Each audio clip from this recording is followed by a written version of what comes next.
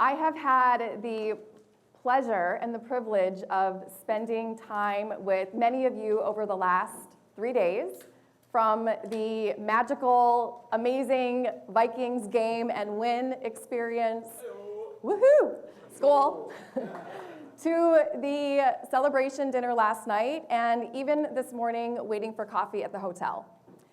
And what I know from these short experiences with all of you is exactly what Mark spoke about last night, that Tradehome is a company that values your team, your customers, your vendors as family. I really felt that from all of you, and so first of all, I want to say thank you for being so open, so welcoming, and so hospitable toward me. And secondly, I want to say that that really shows me that what I'm going to share with you today is going to kind of be like fairy dust. We're just going to sprinkle a little extra magic around these already excellent operations that you have at Tradehome, this already amazing culture that you've created and that you build out within all of the different stores that you run. And that magic fairy dust that we're going to talk about today is, of course, as you know, emotional intelligence. Before we get into what emotional intelligence is and how we can build that amongst ourselves and our teams, I want to play just a little game with you. I know that we had a very short break and you had a late night last night, early morning to catch the bus today. So I'm going to play a little game with you. And my question is, imagine that I have a magic wand. And I can wave this magic wand and I could give you a salary increase of $29,000. If that is of interest to you, if you'd like me to wave my magic wand and do that, I want you just to please stand up and let me know that that's something that you would be interested in. Okay. So we're seeing here that all of us would be welcome to receive a little bit more money. Okay, you can have a seat. Question number 2. If I could wave my magic wand and give you 2 extra hours in your day. So you no longer have 24 hours, you have 26 hours in your day. If you would be open to something like that, again, please stand up. Okay, I got some claps on that one. Okay, so most of you would welcome a couple extra hours in your day as well. All right, have a seat. One more question for you, and I hope this is moving all the coffee and the sodas into your brain so that you're nice and awake for our time together. Question number 3. If you had a team that you could easily manage, that was engaged, that was ready to go the extra mile for your customers, that was loyal and committed to you and wasn't going to go down the street or down the hallway and look for a job at another shoe store or Apple, if you'd want a team engaged like that, please stand up. Okay, so we saw the pattern here. You can have a seat. This shows me that all of you are in the right room, because what we have found studying emotional intelligence really heavily over the last 3 decades is that all of those things that I just shared with you are results of high emotional intelligence in leadership.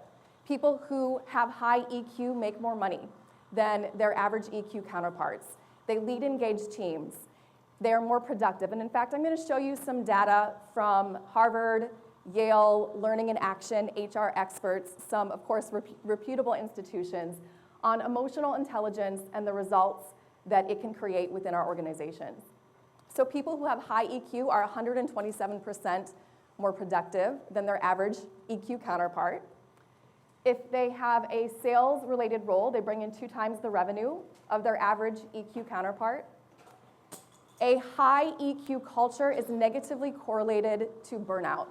And so no matter what kind of work we're doing, there's going to be stress, and life happens. And so when we can create a culture that is positive, negatively correlated to burnout, of course we all want that. People who work for a high EQ manager are 400% less likely to leave their job. So I know that when you go through the hiring of those rock star employees, whether they are 16 years old or 41 years old, once you get them in Tradehome, I know that you want to keep them. And so as we build our emotional intelligence even more, we're more likely to retain that top talent. We also make our team 50% more inspired. So you probably recognize that those that are working within your stores, we have more diversity in the workforce than ever before. We have more generations in the workforce than ever before. And even the younger generations are wanting to have work that is more aligned with the mission, that they're inspired, that they're getting something beyond the paycheck. And so when we are a high EQ leader, we are able to pull out the greatness of others. We're able to encourage them to go above and beyond and love, fitting that person with the shoe and giving them that experience that we can only get when we're shopping for shoes in the actual store. And there's less accidents when we have a high EQ culture. We also have stronger customer experience, one of the things that has been spoken about over and over the last couple days together. So we'll talk about how to get into emotional intelligence and really build that within yourself and your teams. But first I want to share with you why this topic is so important to me. So this is a picture of my husband and I about 15 years ago. And in this picture and on paper, my life seemed pretty great. I had just married my college sweetheart. We had just bought in our house, and it had an actual picket fence that went around it. We had these 2 fur babies that you can see on the screen, and we were trying for human babies. I had a big career where I was getting paid a big salary to fly around the world for both work and for pleasure. So things in my life seemed great. I was okay. I had the smile on my face. I've got it all together. But behind that smile, I was wearing a mask. I was wearing armor. And this armor was covering up the fact that I was deeply unfulfilled. I was burnt out. I was stressed. I was a high performer in my corporate job, but I was worried about it all the time. And when it was time to go to bed at night, just like what Tom was talking about, it was like I had just chugged a can of Red Bull, and my mind was running sprints up in my head when I so wanted to sleep. I was working out several times a week, but I lacked the energy and the vitality to accomplish what I wanted to during my days. I was feeling stressed, and so I drank a glass or sometimes a bottle of wine every night to try to numb out the dissatisfaction that I was feeling. And because this was happening for me, I recognized that something needed to change. And so what I did is I ended up quitting my big corporate job because I thought that the corporate job was the reason for all of my challenges. And I went to go teach yoga full-time because yoga was one of my passions and really started my journey of personal development. But what I found after teaching yoga for just a few months is that I was still stressed out, I was still burnt out, and nothing had really changed. In fact, the only thing that had changed was now my paycheck was a lot smaller. And it was at this time that I hit a rock bottom in my marriage with my husband. And from a place of pain and hurt, like pulling myself off the ground, I wanted to point my finger at him and I wanted to blame him for the state of our marriage. You, yes, you. But what I recognized, having a mindful moment, is that I was the common denominator in all these things that weren't working in my life. And so I took that pointed finger and I pointed it back at myself, and I made a decision that is perhaps our most important decision ever for having success, both personally and professionally.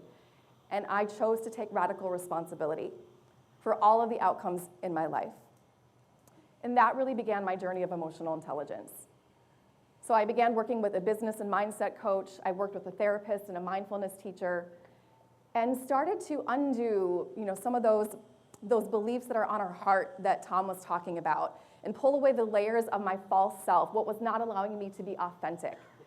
And I developed the skills of emotional intelligence that we're going to go through the foundation of today. What I found going through that journey is that the skills and the values that I had of my corporate job actually aligned with who I was. So I put my humble hat on and I called my old boss up and I asked for my corporate job back. I went to that job now with these emotional intelligence skills and had a whole different experience. I worked less hours, but I got more done. I built more rapport and better relationships with my team and with our clients and our vendors. I made more in profit share. And perhaps the most important part of it is I felt joy along the way. And actually, that's the name of my business, Joy Discovered, which is why I have joy on my t-shirt here. So I believe that we can experience joy and that fun that Tom talked about in our professional lives as well as our personal lives. So hopefully you can see how emotional intelligence helped me in my professional life. Well, it also helped me in my personal life. So my husband went around his own journey, a unique journey of emotional intelligence, and we were able to come back together and to heal our marriage. And that was, something that I'm very proud of and we're very proud of. Right after we did that, we got pregnant with our first son, Maverick, who you can see between our heads. This is a picture from a couple years ago, so he's actually a lot bigger right now. But Maverick was such a blessing for us and is a blessing, as all babies, all grandbabies, all fur babies are. He was a blessing, but he was an extra special blessing for us because before we had done the work of emotional intelligence, we had tried to get pregnant several times, and all of those pregnancies had ended in miscarriage. So it was like the universe was saying, get your shit together before you bring another being into this world that you're responsible for. And so all of us here in this room are responsible for lots and lots of beings, whether that is your family, your friends, or the teams that you lead. And so we can really use these tools of emotional intelligence to stand in our power and to help lift others up. So I don't want you just to take my word for it or Harvard or Yale's word for it. I really want to tap in with you and find out about your favorite bosses. So I want all of you right now to think about the person who's the best boss that you've ever worked for. It might be the person that you work for now. It might be the person that you worked for your very first job. Who is your favorite boss, your best boss? Do you have that in mind? Yes? Okay. And now I want you to think about why. Why are they your favorite boss? And there's some paper in the center of the tables. If you could write down just 3 reasons why that person is your favorite boss, please.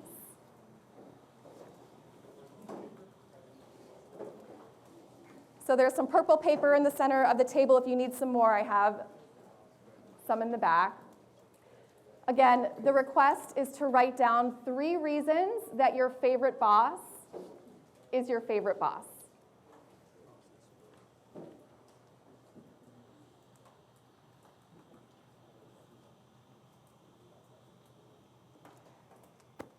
Three reasons the best boss that you ever worked for is your best boss.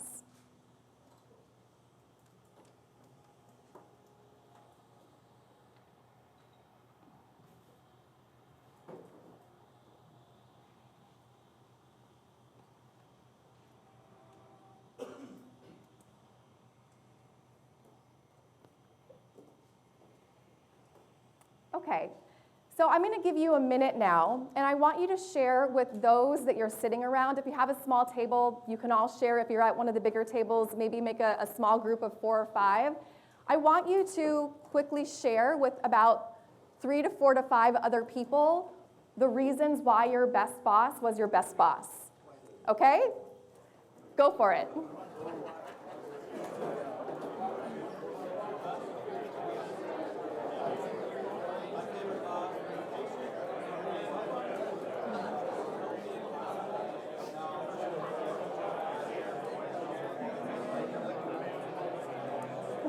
Handheld for a couple comments.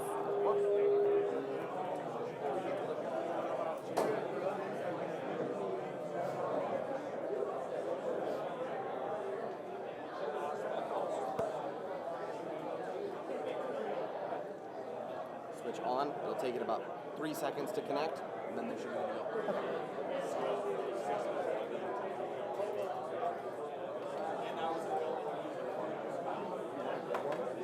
In the white polo right here in the middle, he's our most recently promoted regional supervisor. Okay, cool.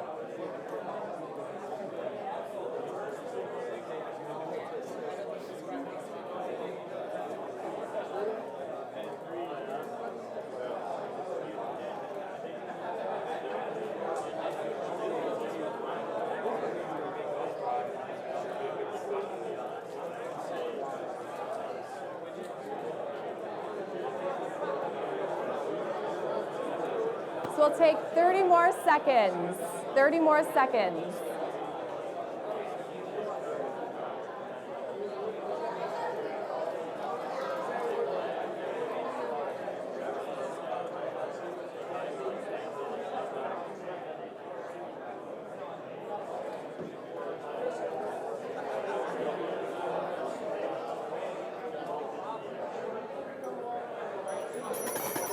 Okay. Do I have any Cub Scout or Girl Scout people here? So I learned this when my son was in Boy Scouts or Cub Scouts. We would put the hands up when all the kids were talking. Is that how it looks? It's something like this. Oh, Hunger Games. Okay, so we're not going Hunger Games here. We're going Cub Scouts. There are going to be a few times that I'm going to ask you to do some group discussion. And so when you see me do the Cub Scout sign, what the action is for you also to stop talking and lift your hand up so that we can all come back together and keep things moving on time. Cool? I've got my bell, but that works better. All right. So I am curious what you talked about, and I'd love to hear from maybe two people about what you shared. What are the 2 to 3 reasons that your favorite boss was your favorite boss? So who wants to be, there we go. Nice volunteers right away. All right, please share with us. All right. Do you want me to share who my favorite boss was? It's up to you. Okay. My favorite boss was actually Alexis Castillo, is the guy that hired me and trained me. He was hired by, where's he at? Tim Ray, but where's he at? Anyways, Tim Ray. But, the biggest thing was he never let me be comfortable with being mediocre, right? Always expected the best out of me. And then he always walked me through tough decisions, but the biggest thing was he was just a genuine friend. Awesome. Thank you so much. Who's next? All right, go for it. Hey guys. My boss actually hired Tim Ray. And he was my favorite for these 3 reasons. He's a kind, compassionate person. He's very consistent, and he inspired me to be and continue to strive to be the best version of myself. Awesome. You said the last one was that he inspired you to continue being the best version of yourself? To strive to be the best version of yourself. Awesome. Okay, let's do one more, maybe over here on this side of the room. Brave soul. There we go. All right. There you are. Well, my favorite boss was Jason Wasmond. I've worked for him 3 years, I believe, but he always cared about me. He was a genuine friend. He was very helpful, helped me grow to the person I am now, and he just made every day fun. Awesome. Thank you. So we only got to hear from 3 people. You got to hear from a few more in your groups that you're sitting with. But there's a pattern. There's a consistency with these things. What we know from leadership success is that it really takes 3 areas for us to be successful. We first of all have to be smart. We have to have intelligence. All of you are in this room because you are smart and you have intelligence. We also have to have the technical and functional expertise of our job. If we are a CFO, we need to know how to run the Excel spreadsheets and manage the numbers. If we're working at Tradehome, we have to understand the shoes and how to give someone a great experience when we're fitting them. We need to understand how to run a P&L and how to hire. Those are all technical and functional skills. Yet, that isn't what I heard from any of you, and I'm sure you didn't hear a lot of that when you were talking about who your favorite boss was.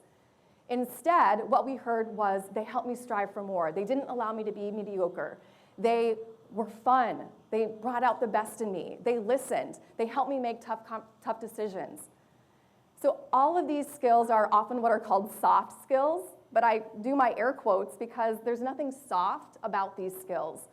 All of you as leaders, it takes a lot of courage, a lot of strength to make the hard decisions, to hold someone accountable, to see someone's greatness and pull it out of them every single day, even when you're having a hard day or a hard week or a hard year. So these soft skills are really what emotional intelligence is, because we have the smarts, we have the technical and functional skills, and then that's when we get promoted to be the manager. But it's no longer then about us doing the technical and functional skills. It's about us managing those that are. It's about the people. It's about our relationships. And so that is where emotional intelligence comes into play. Simply put, emotional intelligence is your ability to understand and manage yourself so that you can effectively understand and manage and influence and relate with others, whether that's at work or home. This presentation, this workshop today for you is really a 2-for-1 because all of these skills can be applied with your friends and family as with your teams at work. Emotional intelligence is about managing our emotions so that they don't hijack our behavior or hijack our highest intentions of our best self. And there are 4 pillars of emotional intelligence. I'm going to briefly walk you through what each of them are, and then we're going to dive deeper into them during our time together this morning. So the first pillar of EQ is self-awareness. Self-awareness is really about understanding yourself, knowing your values, knowing your patterns and your triggers, knowing your strengths and your weaknesses, and having an accurate perception of yourself. Do you see yourself the way that your team sees you? Once we know ourselves, and it's also about having this emotional vocabulary, which we're going to talk about.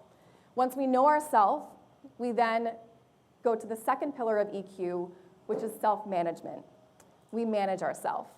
And this pillar is really about high-performance productivity. It's really about bringing your best self to work every single day and being that consistent leader that your team is looking for. Because the way that you show up is going to ripple effect out into the energy of your store, into the energy of your team's families, out into this world. So we really make a big impact. We have a huge responsibility, all of us here in this world. Self-management is where we get balance, even if we're working a lot of hours, even if we have a lot of life responsibilities. And it's also where we experience resilience. So Mark last night talked about the fact that going through COVID was going to make Tradehome the strongest company ever. And a lot of the self-management skills that we build are what allow us to bounce back from adversity and have that resilience to get off the floor when life knocks us down to our knees. And it's not if life is going to knock us down, but when, right? So it gives us the tools to bounce back up. Once we manage ourselves, we then move into the third pillar of EQ, which is others awareness. This is, if I were to choose just one word to explain this pillar, it is empathy. Being able to put yourself in someone else's shoes. Understanding someone's perspective, especially if it's different from your own. This is where we understand what drives and motivates each and every one of our employees so that we can lead them each uniquely and differently. And this is also where we have organizational awareness, so we understand the culture of Tradehome and we work within it versus against it. As we now understand others, we move into the final pillar of EQ, which is relationship management. And this is where it all comes together. This is the gold. This is where you are influencing others. You are inspiring others. The 20th century style of leadership was very authoritative and top-down, and do it because I said so.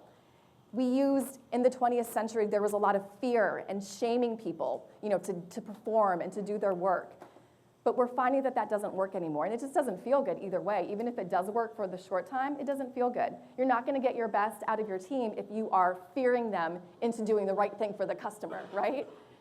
And so this style of leadership really allows you to inspire, to have tough love conversations, and I call them tough love conversations because we have those conflict, but still showing the person that we're working with that we value them and we respect them. This is where we're leading from our heart, just as Tom painted the foundation for us today. So a couple things about emotional intelligence, because I don't know about some of you, but you maybe heard this term emotional intelligence and you're, why is a manager's meeting making me think about emotions? What's going on here? So let me break down a couple myths about emotional intelligence. A lot of people think it's about being nice and smiling and being a yes person and giving everyone what they want, but that is not what emotional intelligence is. It's not about being nice. Instead, it's about valuing your team and being a human being, working with and connecting with another human being.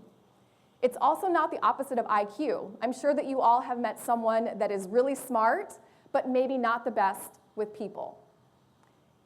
It's also not your personality.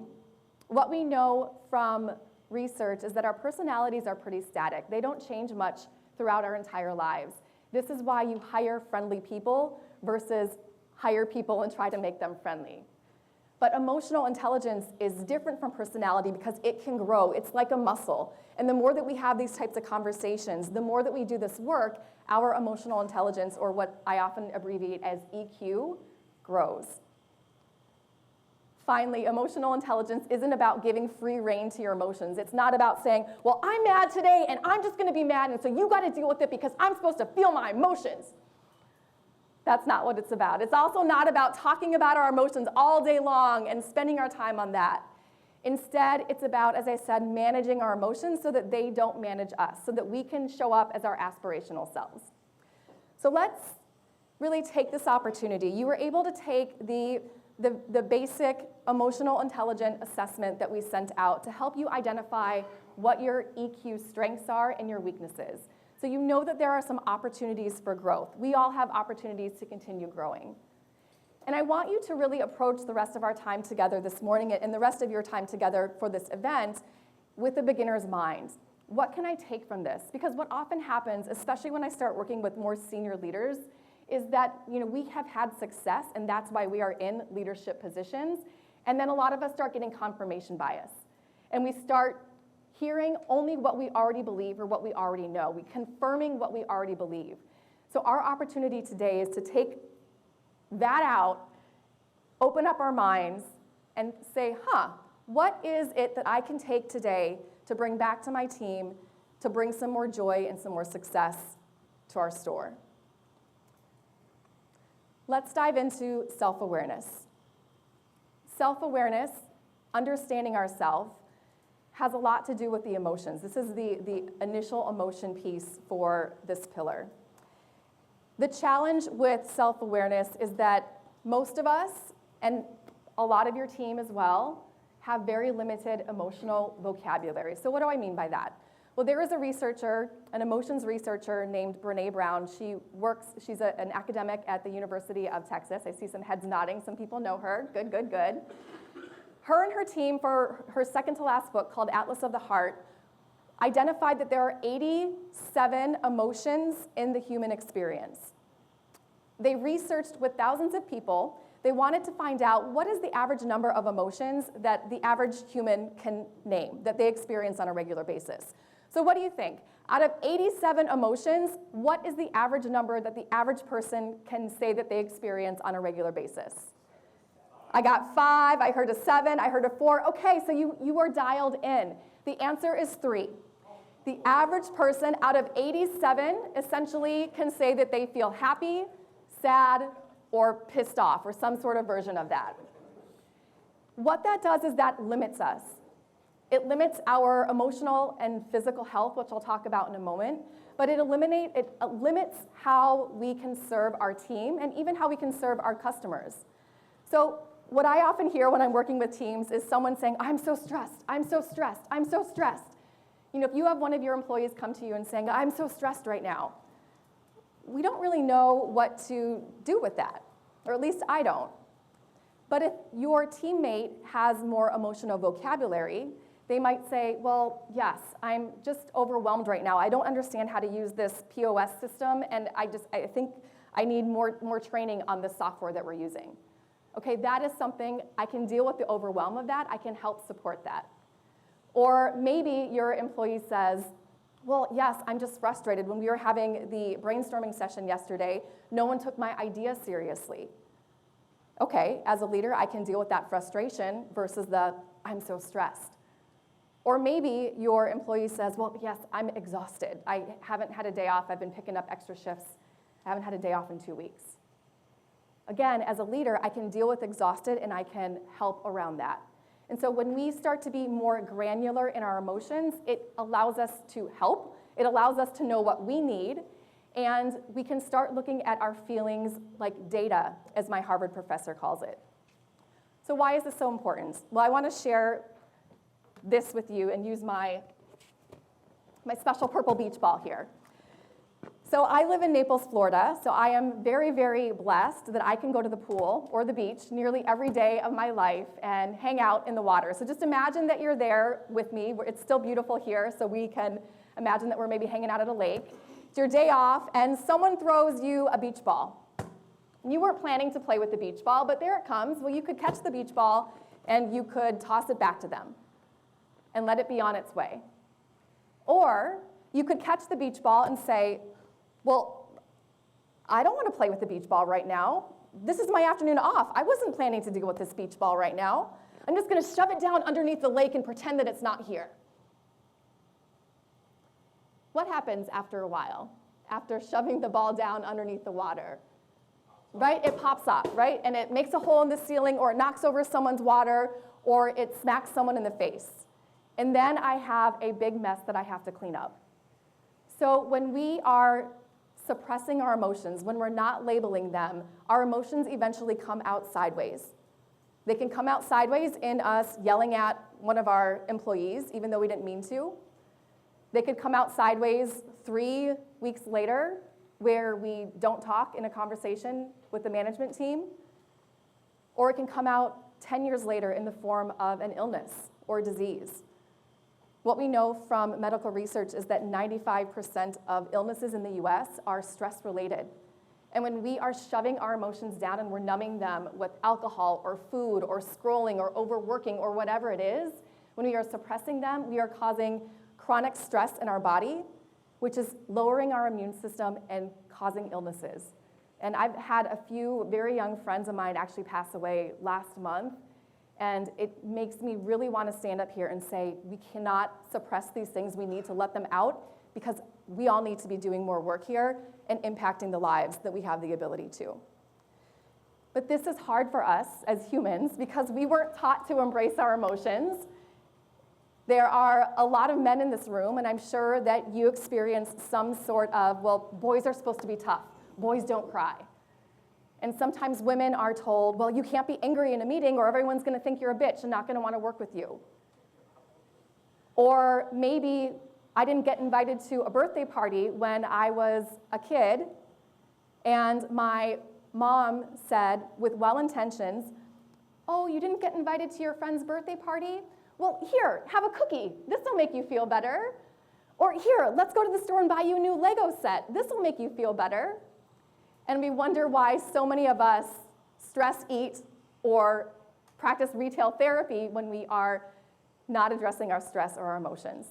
So we have to just understand that it's not something that is common in our culture for us to do. But what we have found is the simple act of saying, right now I feel, insert any of the 87 emotions that we have in our experience, it changes our nervous system to calm down, to lower our stress, and it activates the executive functioning part of our brain so that we can make better decisions. Simply stating, right now I feel, and whatever that feeling is a huge tool. It helps us to not abuse drugs and alcohol. It helps us to recover faster from illnesses. It helps us to have better relationships. There's data that is studying the simple act of labeling our emotions. We have to look at our emotions as data on how to take action. So one point that I want to make about this is when we're angry, and that's data, well, that tells us something that we want to take a stand against. When we are sad, and that's data, that tells us that we lost something that means something to us. When we feel guilt, and that's data, that means that we made a decision that we would do differently next time. We now have a new wisdom as to how we want to show up. Even something like jealousy is an indicator of what we want for ourselves. I remember feeling jealous of authors when I found out that they had published their first book. And if I would have shoved that feeling down and said, well, I'm not supposed to be jealous, jealous is not a pretty emotion to have in this culture, if I would have shoved that emotion down, I wouldn't have recognized that the reason that I was feeling jealous of authors was because I myself wanted to be an author. And so I took that data and I sat my booty down in my chair and I started writing my book, which I published earlier this year and is a bestseller. Thank you. Thank you.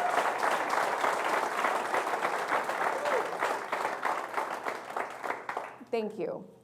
Our emotions are data, and they help us to understand how to relate with our team and how to support them. They're neutral. The other challenge that we have as in this pillar of self-awareness is that this is data from an organization called the Urich Group. They found that 95% of people think they are self-aware, whereas when you ask their team or their family, only 10 to 15% actually are. So there's a lot of delusion. There's a delusional gap here, right? And really I share this because it means that all of us have the opportunity to build our self-awareness. No matter how much personal development, professional development work we've done, we can continue learning more about ourselves so that we can show up more powerfully for our teams and for those that we lead. And so I'm gonna have you do an exercise in just a moment that's called the life map. And I'm gonna share with you what my life map is as an example for you to do yourself. The way that the life map is gonna work once I say go is you are going to make a list of significant life events that you've experienced, all the way back from childhood to today.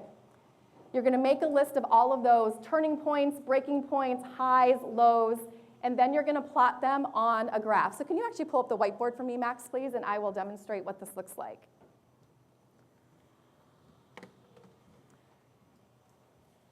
So once we start this exercise, you're really creating a map of your life journey. And you're gonna start, you can use that same purple paper that's in the center of the table, and you'll create an X and a Y axis. And I'll show you what that looks like in just a moment. And actually, why don't we, as we're getting this set up, why don't you start making a list of those important life experiences that you have had? And then let me see here.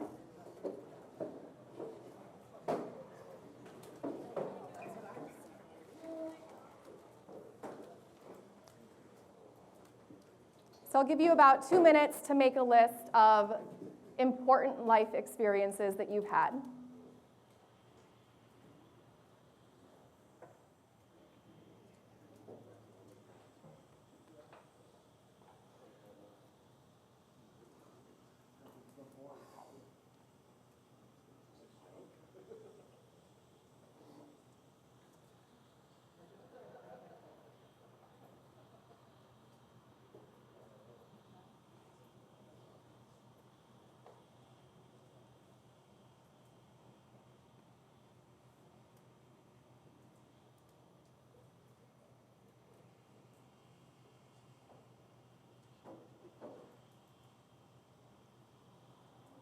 Okay, if I could have your attention back at the front of the room again. I want to show you what to do with these, and you're going to have some more time to work on this, but let me show you what this looks like. You're going to create an X and a Y axis on your paper, and essentially this bottom line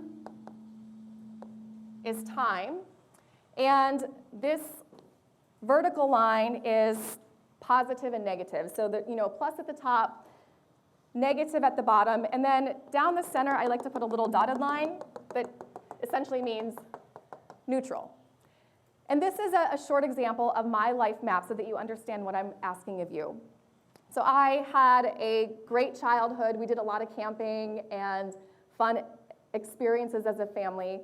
And then my parents got divorced, which was hard to go through. That was also during middle school, and I don't know if you remember much of middle school, but that wasn't a very fun time for me as a girl, and I think for most middle schoolers.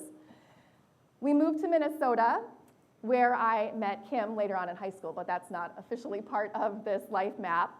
But in high school, I got to start to be myself. I got to start to take more classes that I was interested in. I met Kim, I met a bunch of friends, and so my life map positivity went up. However, I was also trying to fit in and belong and be accepted and try to figure out my place in the world. And so I really experimented with a lot of drugs and alcohol because I wanted to fit in and I wanted to belong. And so I usually create my high school times as like some up and downs because it was good, but there were some rocky moments. After high school, I went to college, which I enjoyed, in Duluth, Minnesota. And then after college, I wanted to learn more about the world, so I moved to Brazil. And I lived there for 4 months. Then I moved to New York City, which I loved. My first boss took a lot of credit for the work that I did. He wasn't a great leader, but then my second boss, was amazing. So my positivity went up. we moved to Naples, Florida, which, if you don't know Naples, Florida, it's a retirement community, which is a great place to live now. But back then, it was 15 years ago. It's very, very quiet. It's more of heaven for 75-year-olds than a 35-year-old or 25-year-old. This is also when I hit that rock bottom with my husband and had that burnout that I shared with you. But then I began my journey of emotional intelligence. I started a business, which is up and down roller coasters. COVID happened. You get the picture. That is an example of my life map. So I'm going to give you 5 minutes to continue making your list and then plotting out your experiences on your life map. I recommend doing both personal and professional, but if you're more comfortable just doing professional, you're welcome to do it that way. Again, I highly recommend including your personal because who you are as a person is how you show up as a leader. So 5 minutes to create your life map. There you go.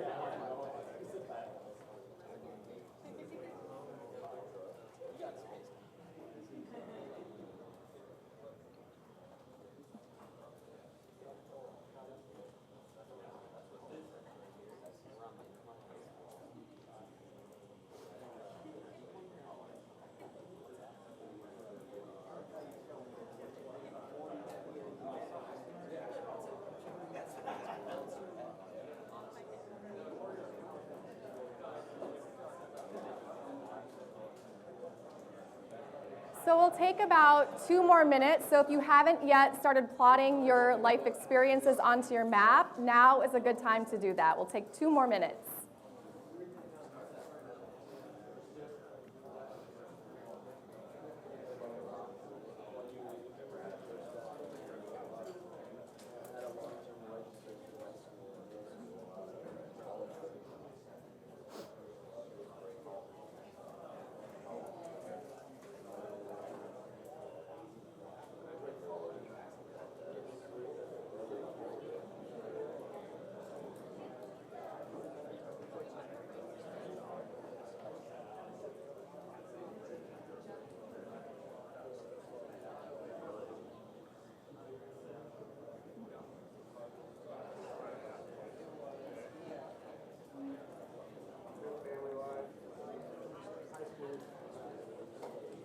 Okay, let's practice this Cub Scout action. All right, you guys caught on. Thank you, thank you.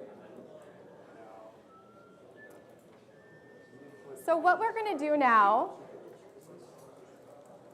is we are going to use our life maps as a tool to build self-awareness, as a tool to build insight into who we are, into our values, into our leadership vision. For example, when you looked at my life map, I learned the first time that I did that exercise that one of my personal values is adventure. I love learning and trying new things. And I had chased adventure kind of in the wrong way when I was chasing after it through drugs and alcohol, but I chased adventure in a way that served me when I was chasing after it moving to Brazil and New York City and building a business, right? So we can start to see how our core values personally are reflected in our life map. We can also see what kind of decisions led to our highest points and what kind of decisions led to our lowest points. The next step of this is I'm going to have you get with a partner in just a moment after I explain the exercise, and you're each going to share your life map with the other partner. The partner who has been at Tradehome the longest is going to go first. I'm going to give you about 5 minutes, and I'm going to time it.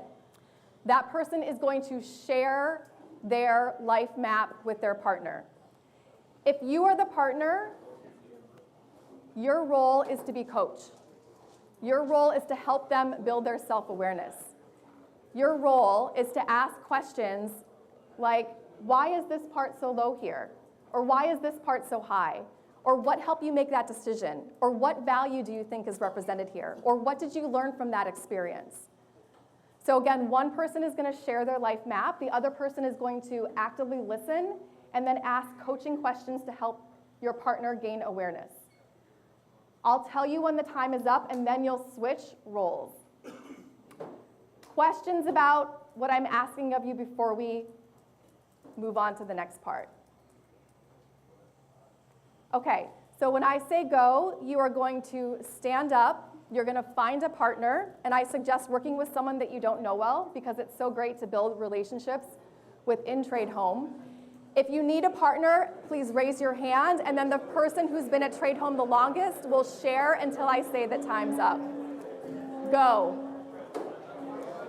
Anyone need a partner?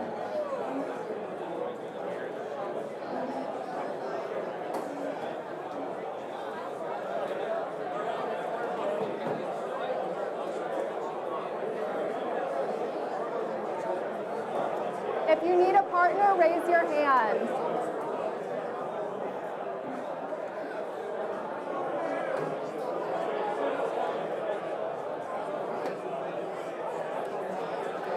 Does anyone need a partner?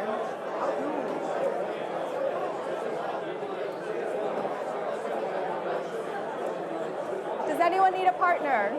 Go ahead, you can start. Oh, no, you're good.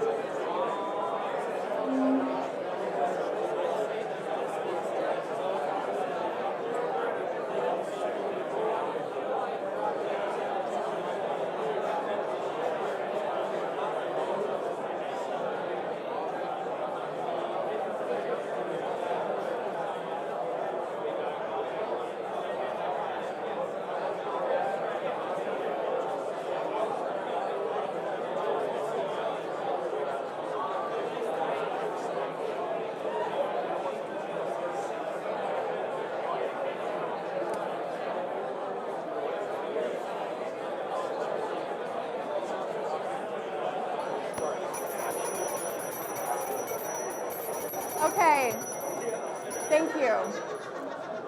So we're gonna switch to person number 2. If you haven't yet, time to switch to person number 2.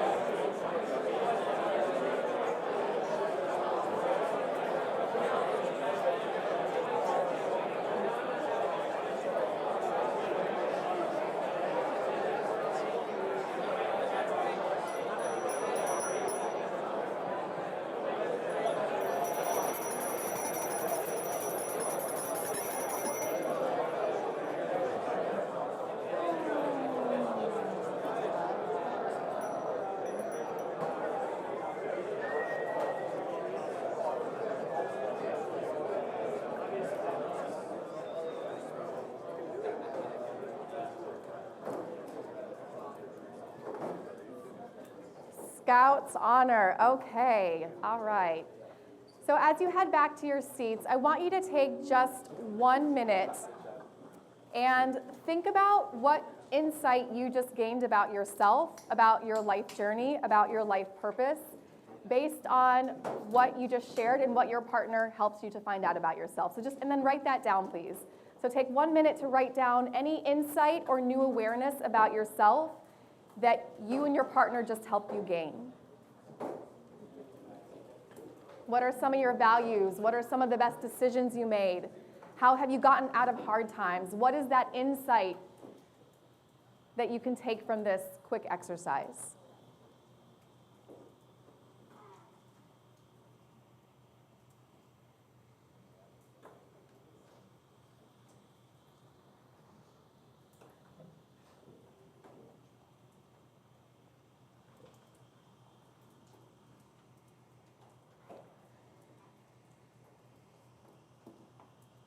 So I shared my example with you about understanding that adventure was one of my core values. I learned that about myself doing this exercise. I'd love to hear from a couple of you what you learned about yourself and or your leadership vision based on what you just shared. So who would like to raise their hand, practice that vulnerability and that authenticity that Tom talked about, and share with us what you learned about yourself? All right, right in the front. Here we go. Ty is a great coach, by the way. If anyone needs a coach, Ty Ramsey's your guy. I discovered that my most positive decision in life was who I chose as my partner. And it's too vulnerable to keep going with that part for me. She does a lot for me and puts up a lot from me. And that my most negative decision I have made in my life was that I base my values off of my mistakes. I based my personal value off the mistakes I've made, I should say, rather than it being a positive thing. So I constantly live in an apologetic way of life. Okay. Thank you for so vulnerably sharing.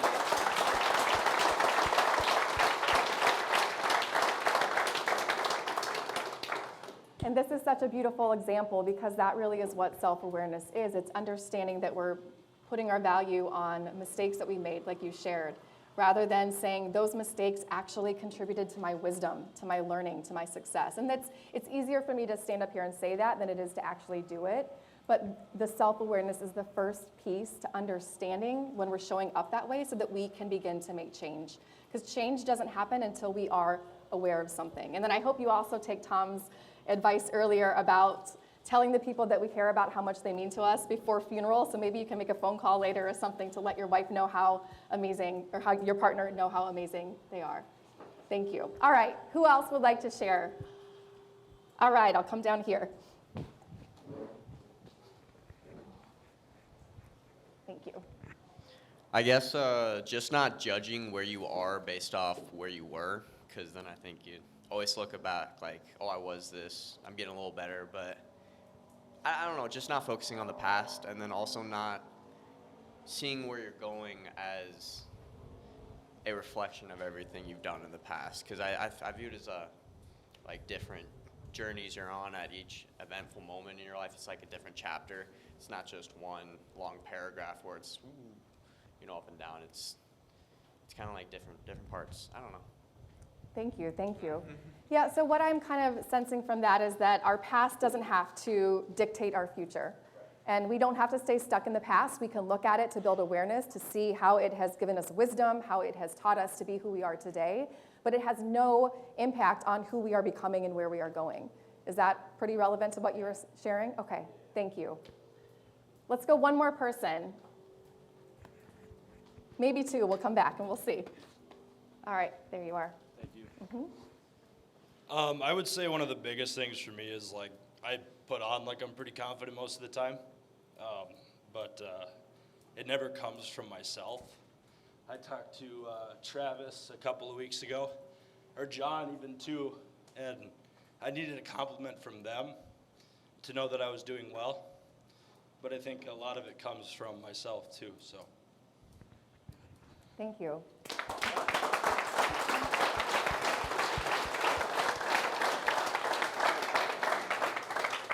Can anyone else relate to that? Wanting confidence and compliments from someone else in order to feel good?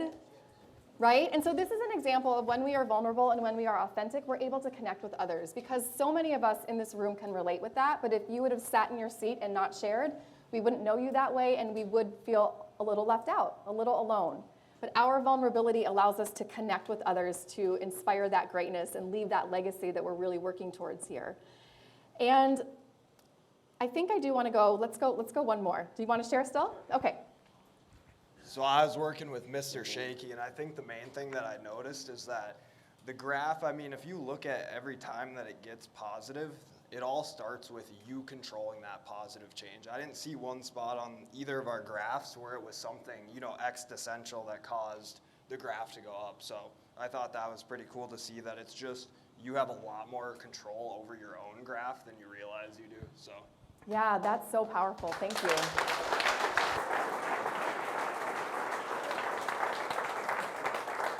That's that radical responsibility piece that I spoke about earlier, where we are saying that no matter what's happened, no matter who's president, no matter what's going on, what the weather is, I have the power to control my future and make the choices that are going to serve me. So another question that I have for you is, actually, let me throw this back out to you. Why do you think that I have you do this exercise? Who would like to answer that question? All right, I'm gonna come back over here. Getting my steps in today. It's just hard to be vulnerable, for most people especially. Especially being raised as a old school man, I guess, you don't talk about your emotions, you don't display feelings, and you go on with your day and you do your things, So to be vulnerable is hard to do, and when you can do that, you can show other people that they can as well, which in turn makes you a good leader, you know what I mean? So. Yeah, awesome. And it creates that connection that we can create with the customer. Even if we're not talking about our life map with them, we're still meeting them and we're still looking them in the eye as a human being, and that's that vulnerability and that connection that delivers a wow customer experience. Were you gonna add something? Yeah. Might be a little close to the speaker, but. Yeah. So I was gonna say another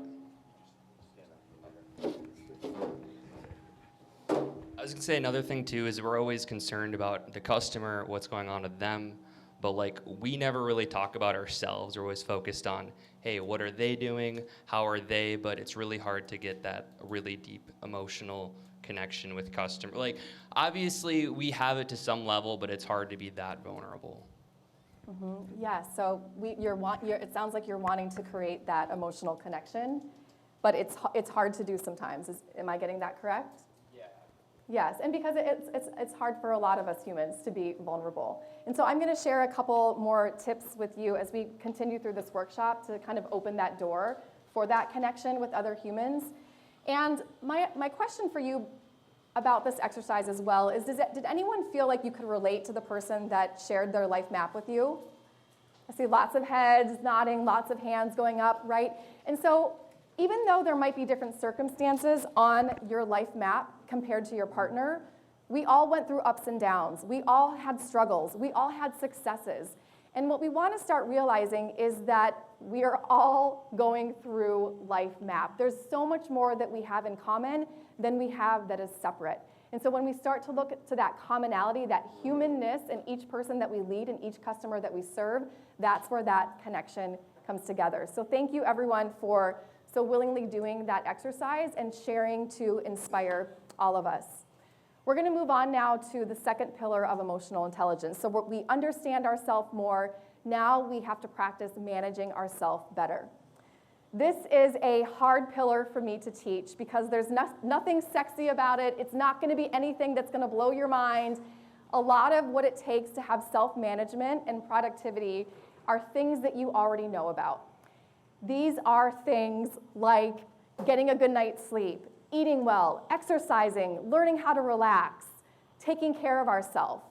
We know that we should be doing these things, yet often we don't. We neglect ourselves. And they're are a few reasons why. But first of all, I want to share with you how one of my mentors helped me look at rest and relaxation and recharging. So I, very similar to what Tom spoke about earlier, feel like I have to be perfect. I'm a recovering perfectionist. I want to be the good girl. I want to do everything right. And that can serve me to some levels, but when it becomes that pendulum swing to the other side, it creates almost like procrastination because I've got to get everything perfect before I move on. Part of that also showed up in the way that I was taking care of myself. At the end of the day, I wouldn't give myself a chance to rest or relax because I thought that there was more to do. There was always something on my to-do list. There was more phone calls to make. There were more emails to send. There was more things to sweep off the floor. And one of my mentors said to look at your life like you are a NASCAR speed car.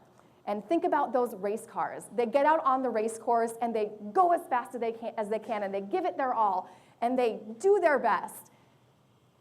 But when it's time to stop for a pit stop, do those race cars stop and take a pit stop?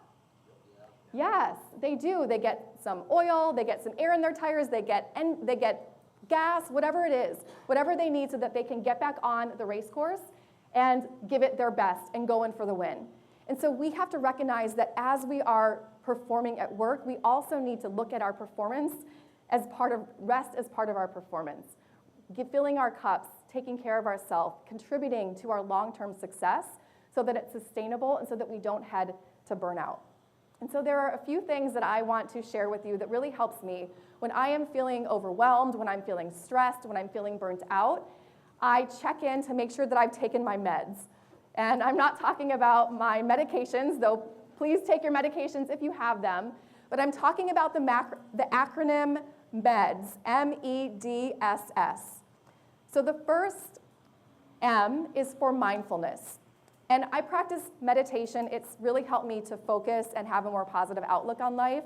But mindfulness doesn't necessarily need to be meditation for you, though it can be. Mindfulness, the way that I look at it, is really about being present in your life. And so maybe it's watching a sunset, or maybe it's walking around in this beautiful space that we're at and connecting with nature for a moment. It's about disconnecting from work when it's not work time so that we can show up at work and with our families when it's that time.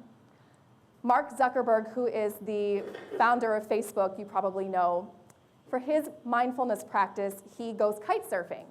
Because when he is kite surfing, he is standing on that surfboard and trying not to fall in the ocean. He is not thinking about the strategic plan of Meta. He is not thinking about what to do with Facebook. He is thinking about only staying on that surfboard for the kite surfing. So what can we do that allows us to be present and to disconnect from work when it's not work time? The E stands for exercise. I don't need to go into what that means. Diet. Making sure that you're eating food that nourishes you. Considering that your body is a vessel for the work that you're doing and the lives that you are impacting. Sleep. I know that was one of the things that I neglected for many, many, many decades of my early career. I thought, oh, I'll sleep when I die.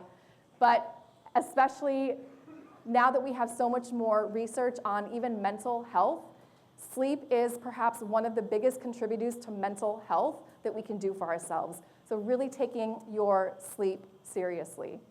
And then, of course, self-care. Doing what you love, filling your cup, filling your spirit, bringing more so that you can be inspired to bring that fun to your stores. The CEO of Goldman Sachs, until just recently, is a DJ. So he used to DJ on Saturday night and then run one of the top banks in the world Monday through Friday, right? So his DJing was his way of filling his cup and filling his spirit so that he could show up powerfully. So check in and make sure that you're taking your meds when you feel burnt out. Also, do only one. This is something that I learned from a person named Deepak Chopra, who is more of a mindfulness and spirituality teacher.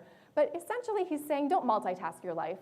He's saying that we essentially live life in one of these 7 buckets. And when it's work time, work. When it's family time, be with your family. When it is your creativity time, do that.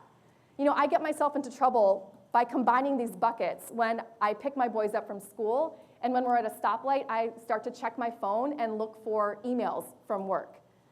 Because that time of picking my boys up from school is family time. But when I check my phone, that brings me into work mind, and my mind immediately goes into the email that I'm reading, and I'm in solution mode, trying to figure out how to fix or deal with or be inspired to handle whatever is coming to me through my work email. It pulls me away, and I can't even answer that email anyways right there anyways, so it's bringing my mind into work while I'm physically with my children, but I can't do anything about either of them. So be in your buckets rather than multitasking. The other challenge that we have with self-management is that we get stuck in permeating patterns. Tom talked about this. 80% of the thoughts that we think are negative. 95% of the thoughts that we think are repetitive. The reason for this is because we are humans that evolved from the earliest days of our ancestors, with ancestors that had a lot more threats in their lives. There were saber-toothed tigers, and there were an opposing tribe that was coming to steal our food, or there was a storm that was coming that we had to take shelter from underneath a tree or a rock. And so our ancestors who noticed these threats, these dangers, they took action to keep themselves alive. And so as our brains evolved, it helped us to keep our brains focusing on threat. And so now what our brain is doing, our brain's first and foremost, most important job is to keep us alive. So our brain patternizes everything so that we can be on the lookout for danger. That's why we think the negative thoughts. That's why we stay in the repeating habits. This is why we can walk and brush our teeth at the same time. This is how we can drive to work and not even recognize that we've just driven because we know the path so well. And so the way that we are leading, the way that we are communicating with others, the way that we're thinking is a lot of patterned stuff. Neuroscientists says that we spend 95% of our time in that pattern thinking and only 5% of the time in conscious brain. So I want to encourage you in ways that we can get more conscious and be intentional about what we're thinking and how we're taking action to manage ourselves. I'm going to share with you 3 permeating patterns. The first one is what I call a head hurricane. So I have a friend named Vicki, and she has children that are very similar in age to my sons. And I sent her a text message a while ago and said, hey, do you and the kids want to come over for a happy hour play date? And Vicki is really, really quick on her phone. She normally responds to a text almost immediately. I'm not quite sure how she does that, but she's very quick to respond to text messages. Sometimes it takes me over a day to respond to a text message. She's quick.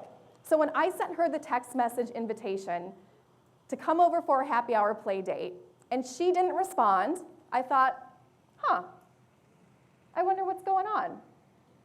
But it was a work day, and I had things to do, so I went about my work, and an hour passed. I looked at my phone, still no response from Vicki. I thought, that's strange. Did I do something to make her upset with me?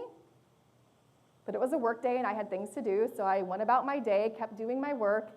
Another hour passed. Still no response from Vicki. Oh my gosh. I know what I did. I forgot to ask how her mother-in-law was doing the last time that I saw her. Oh my gosh, how can I be so self-centered? Why am I such a bad friend? I know I've been trying to build these friendships in Naples. Why can't I think about what's important for her and be so focused on me? And all of a sudden, I'm in this storm in my head, this hurricane in my head that's all of my creating. I'm not working, right? I'm in this head hurricane space. So imagine how I felt the next day when I got a text message from Vicki that said, hey, I was in a manager's meeting all day long. Sorry I couldn't respond to your text. I would love to come over for a happy hour play date. I felt pretty silly, and I had wasted a lot of time and energy on that head hurricane. We do this with the people that we lead and work with as well. Let's say that you've just hired a new assistant manager, and you're really excited about this person joining the team, but someone brings it to your attention that they've been showing up late for work for the last couple days. You might start to think, oh my gosh, I can't believe this person doesn't care. I mean, I can't believe that I couldn't tell that they were going to be late for work when I was interviewing them. I mean, gosh, what am I even doing in this role if I can't hire someone that's going to show up for work on time? Why is this person so lazy?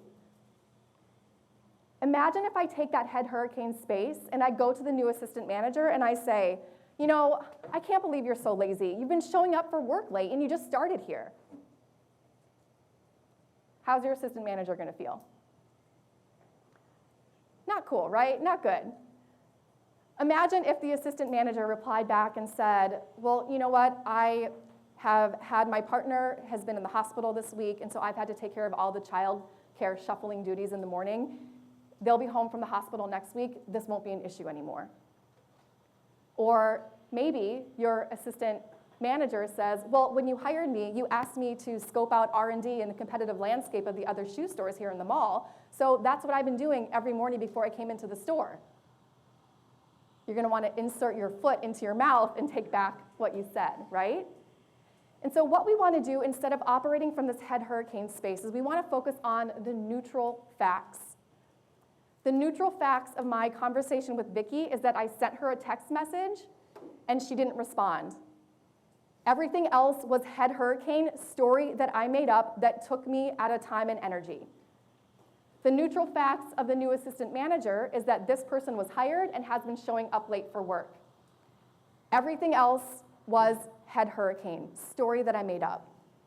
If instead I come from the neutral facts and I go to my new assistant manager and I say, hey, so excited to have you on the team. We both want you to be really successful here. I hear that you've been showing up late for work. Help me understand what's going on here.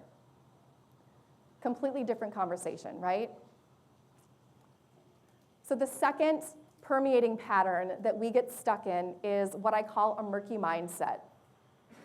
And let me use this bottle of water here as an example. So if I place this bottle of water on a table and it's open and it gets knocked over, if someone bumps up against the table and knocks it over, what's going to spill out of this bottle of water? Water, yes, water will spill out. If I put some coffee in this bottle and I set it on a table and someone bumps up against the table, what's going to spill out of this bottle now? Watered down coffee, yes. So the point is that what we put into ourselves is what spills out of us when life bumps up against us. And as I said before, it's not if, but when. You're going to have a customer that's not treating you with respect. You're going to have difficult employees. You're going to have a traffic jam on your way to work. Life is going to happen. So we want to make sure that we're filling ourselves up with positivity and things that we want to spill out of us. So I used to love the show CSI Miami. Any other CSI Miami fans here in the room? Okay, I got a couple, not many, just a couple. Maybe that's more of a Florida thing because I usually have a few more people that are into that show. Anyway, I loved watching CSI Miami. And I remember walking my dogs, those 2 golden retrievers that you saw on my earlier slide. It was a Friday night. I was out walking my dogs, and a car drove by us, kind of slow. But it was Friday. I was excited for the weekend, so I didn't really think too much about it, and I kept walking. Well, that same car drove by again, slowly, again. And I looked in the car, and I saw 3 men, and they were kind of eyeing me up and down and eyeing my dogs, probably wondering if these were dogs that would attack or lick someone's face. And I don't know if you know anything about golden retrievers, but they're definitely the lick-the-face type of dog. So I started to feel uneasy. So I pulled my dog's leashes closer to me, and I walked faster back to my house. A third time, this same car with the 3 men in it passed us. And at this point, I wasn't taking any chances. I ran as quickly as I could into my house. I shut the garage. I slammed the front door, locked it, called my husband who was working on the cell phone, and I'm peering through the blinds in our front window, and I see this car outside the front window. And I'm thinking about just hanging up with my husband right then and there and calling 911. But I had a mindful moment. I looked deeper into that car, and I saw that it wasn't 3 men in the car. It was 3 teenage boys, barely 16. They probably had just gotten their driver's license. And they weren't pointing at me all suspicious. They actually had toilet paper in their car, and they were pointing at different houses and laughing, probably trying to figure out which of their friends' house to toilet paper that night.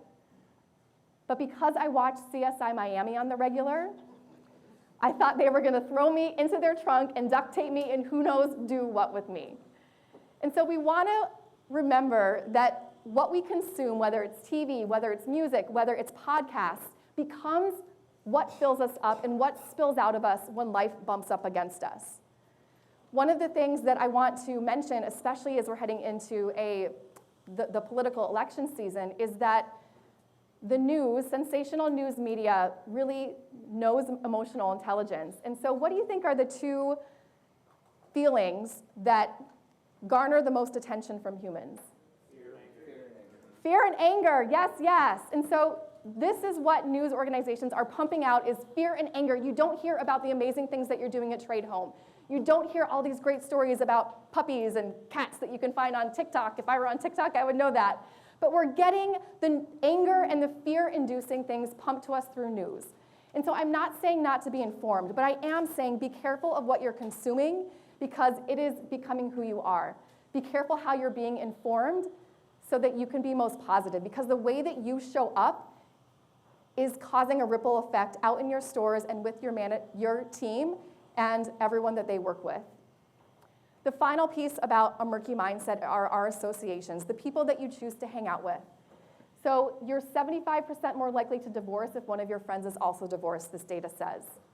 Your likelihood of becoming obese is 71% increasing if you have a close same-sex friend that also becomes obese. And you're 70% more likely to experience financial difficulties if you have close friends that have financial mismanagement. Who you surround yourself with by choice impacts who you are, because it impacts your expectations of yourself and that bar that you set for yourself. It also impacts you positively. If you have colleagues with a high job satisfaction, you're 68% to have more positive attitude and strong work ethic. So you guys are in a good spot here. If you have people with friends who emphasize a healthy work-life balance, you're 72% more likely to report overall life satisfaction.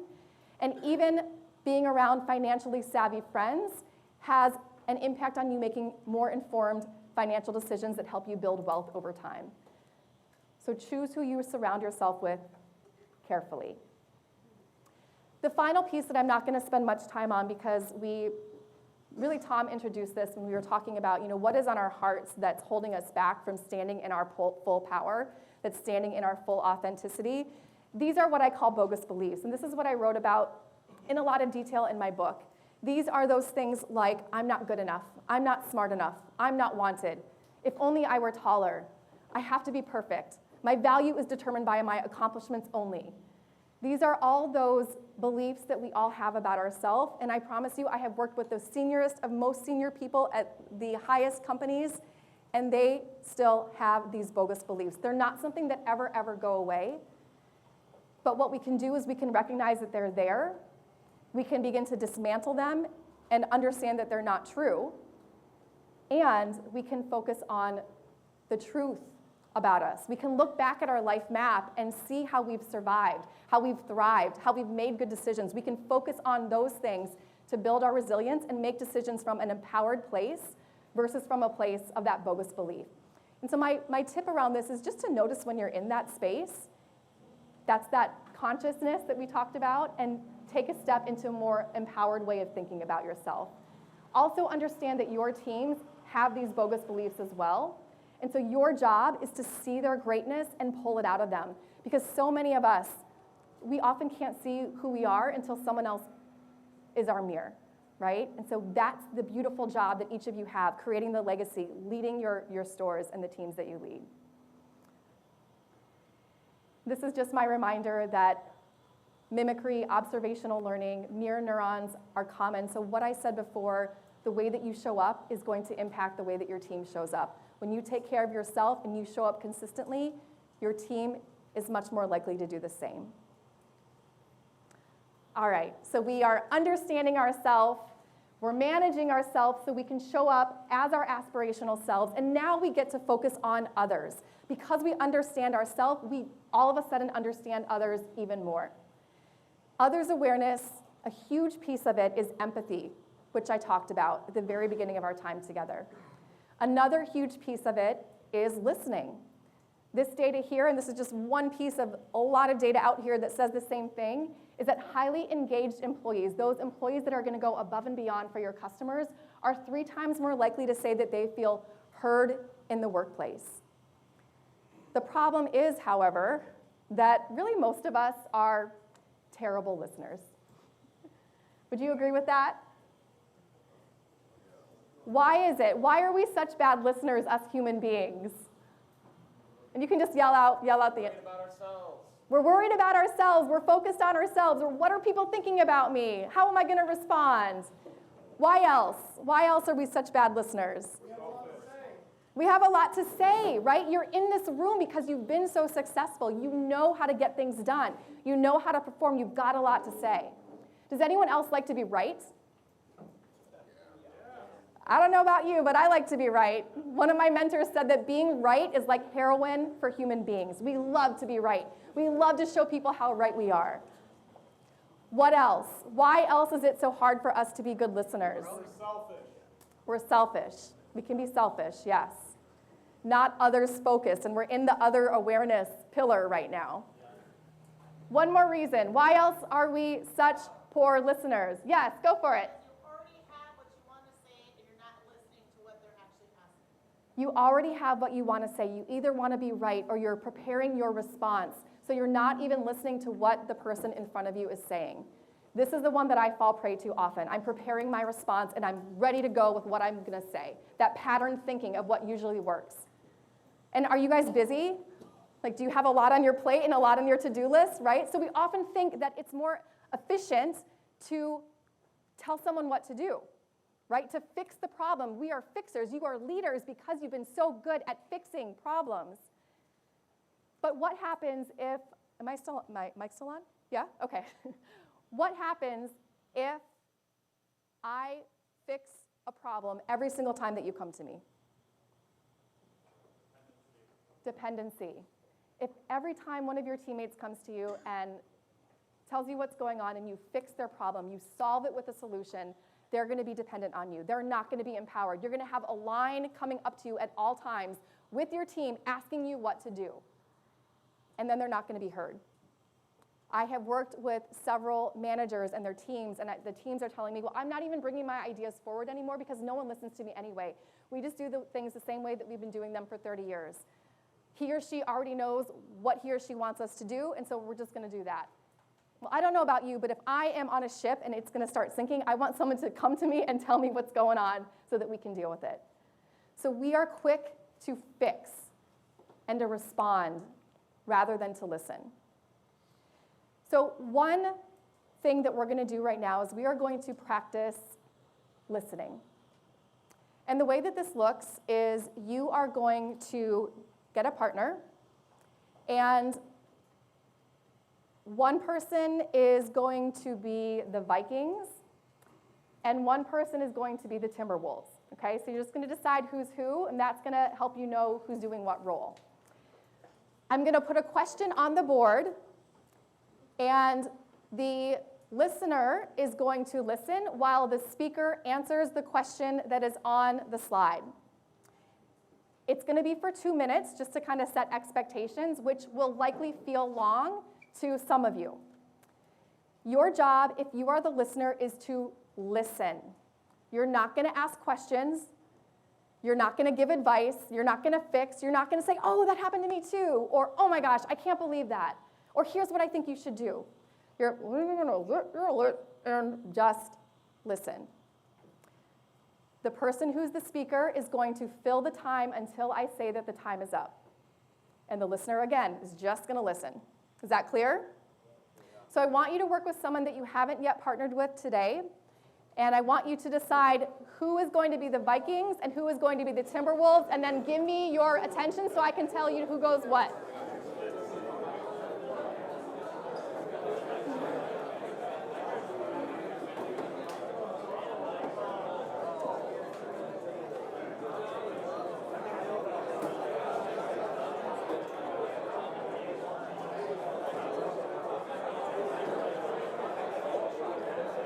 Okay. So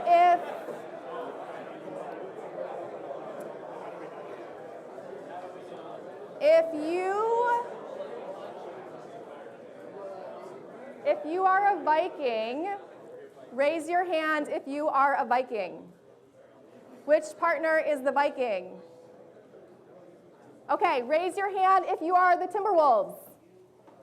Okay, so the Viking is going to listen, and the Timberwolves are going to answer the question, what head hurricane have I been struggling with and why? I will tell you when time's up. Go.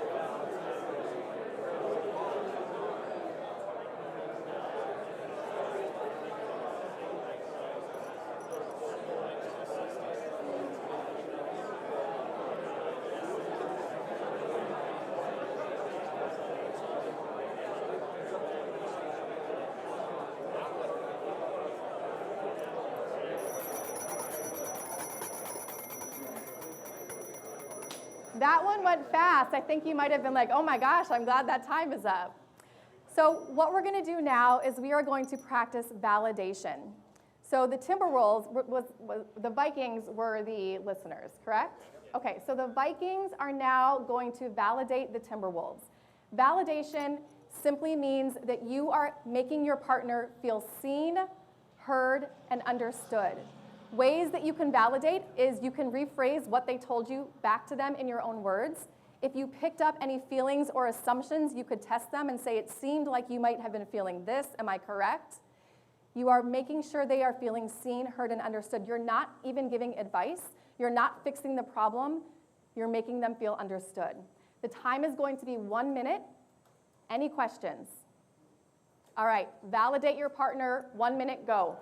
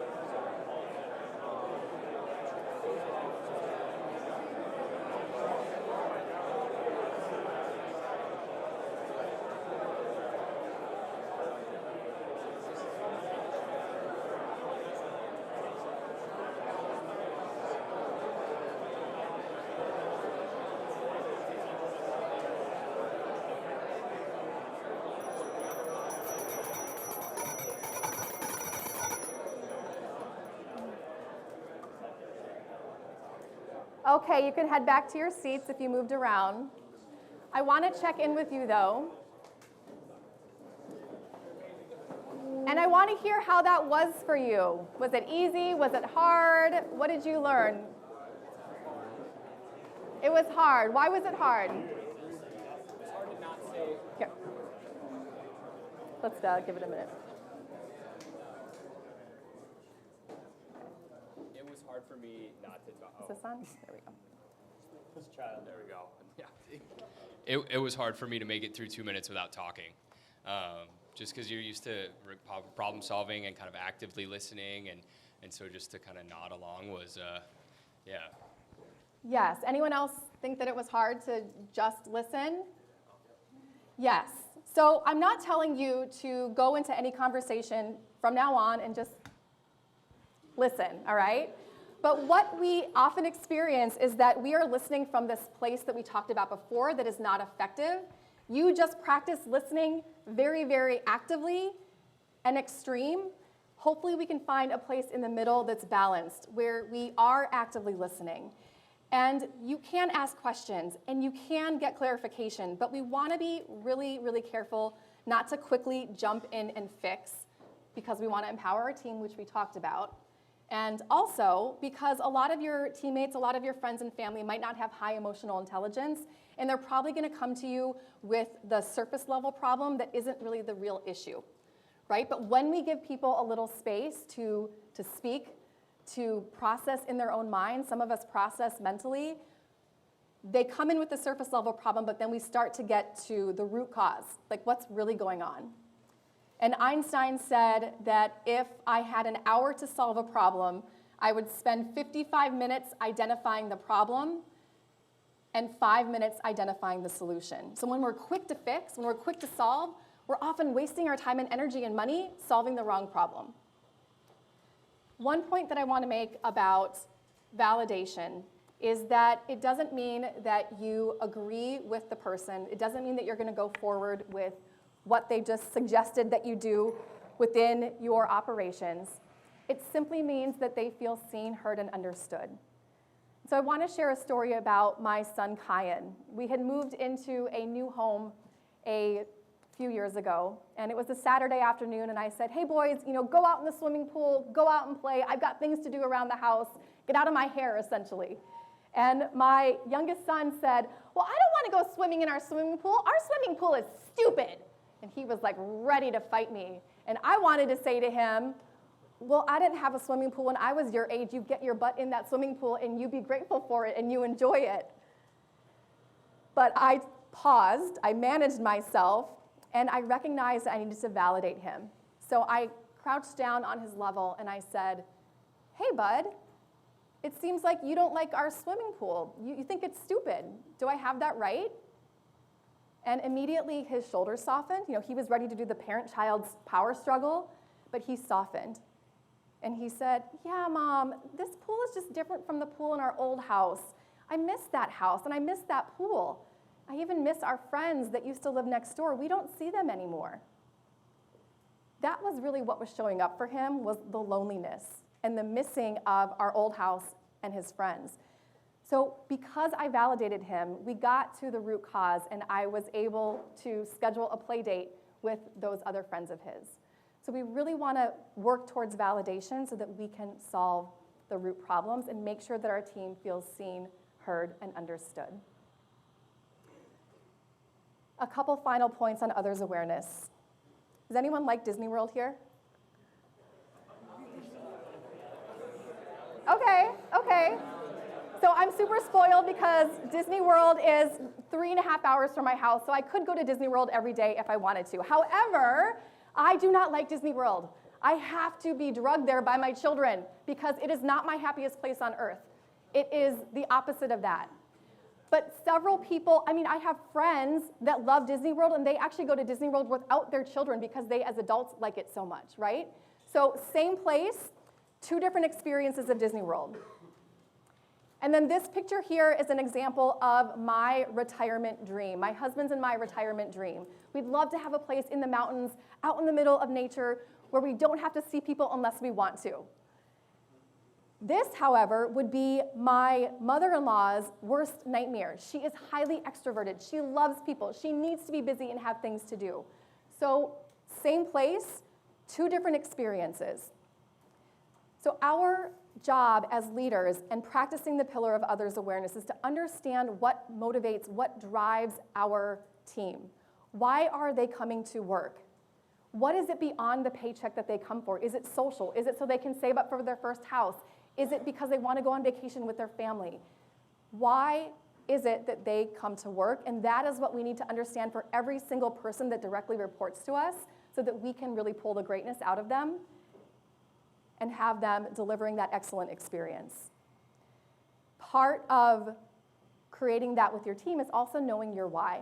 And so this is going to be my homework assignment for you, is to really sit with all that you have uncovered so far. I know tomorrow Mark's going to talk about leaving your legacy and really getting deep, like deeper layers as to why is it that you are a leader at Tradehome? Why are you working here? What does your paycheck do for you? What does being a leader do for you? Because as Tom talked about, we're not going to be motivated all the time. We're not going to be inspired all the time. But when we connect back into our why, our bigger purpose, that helps us to show up more powerfully for our team. And remember why it is that we do these things anyway. So we have been through a big journey of emotional intelligence, like deep dive into it. We've talked about understanding ourselves. We've talked about managing ourselves. We've talked about understanding others. And now we move into the final pillar of EQ, which is relationship management. And it's really tying it all together. And this is your opportunity. This is your opportunity to go forth without that armor, without your mask on, and to be courageous, to take care of yourself and be of service to others. So I want to offer this for all of you if you're interested in EQ. Just as Tom said, I absolutely love this topic. So if you scan this QR code, or you go to bit.ly/EQU with a capital E and capital Q, you'll be able to enter your name and email address, and then you'll get a copy of my slides, my top EQ books, my leadership tools. You'll get all of that. You'll have my email. Please reach out. I would love to support you. I also have 5 copies of my book here, and so if my story resonated with you and you would like a copy of my book, please find me afterwards, and I'm glad to sign it for you and give it to you. And then the final piece that I want you all to know is just really the amazing responsibility that we have with all the lives that we're going to touch, and how we can tap into our emotional intelligence and keep building it so that we can make a bigger impact. And with that, I want to say thank you.